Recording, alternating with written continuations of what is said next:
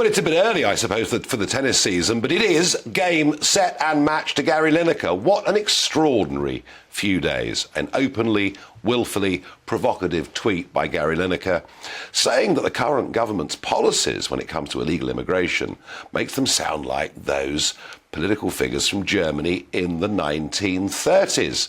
Well, the row, of course, has been about chiefly impartiality, but actually the tweet itself was a disgrace. And to compare senior figures in government to Goebbels and the gang is, frankly, in my view, nothing less than hate speech. Funny, isn't it? Those that tell you how wonderful and virtuous they are often are those that spread the real hate.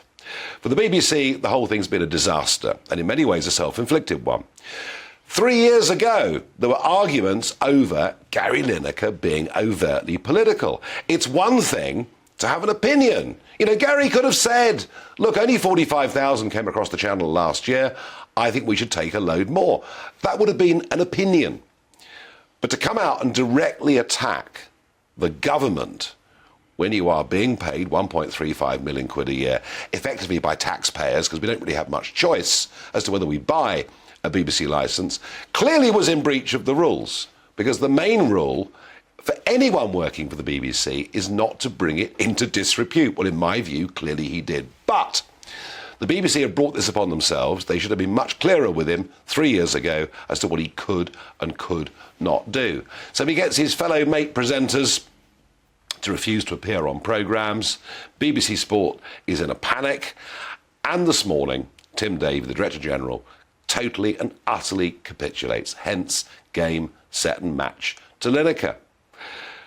But far from just accepting that he'd won, no, that wouldn't be enough for Gary Lineker. No, he decides to go on the offensive and puts out a series of tweets and finishes up by saying, a final thought, however difficult the last few days have been, it simply does not compare to having to leave your home, from persecution or war to seek refuge in a land far away. It's heartwarming to have seen empathy towards their plight from so many of you.